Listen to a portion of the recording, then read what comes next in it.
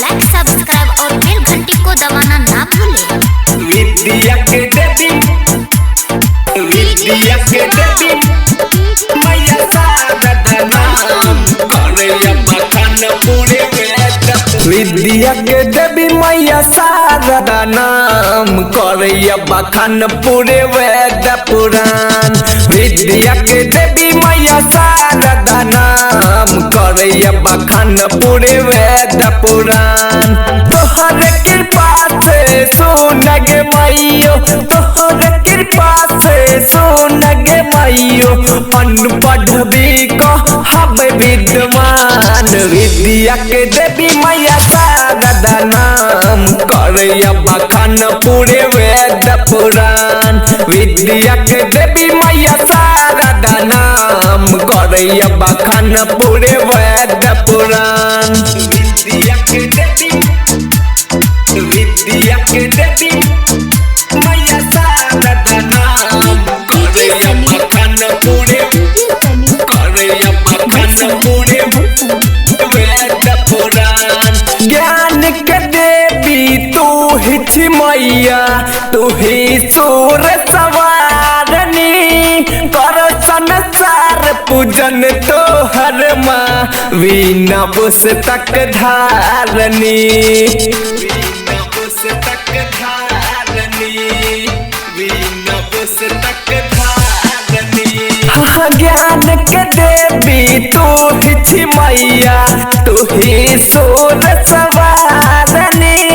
कर संसार पूजन तोहर माँ, वीणा पुस्तक धारनी।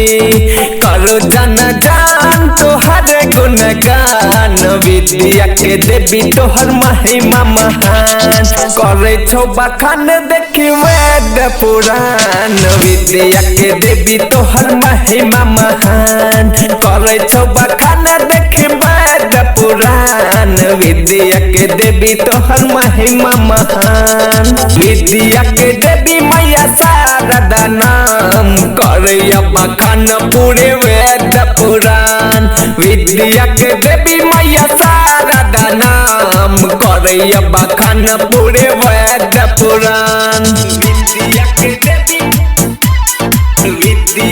देवी मैया सादा नाम करे बखान पूरे वेद पुराण। साल भर पर आबै छ मैया, पवन पर्वत हार गे।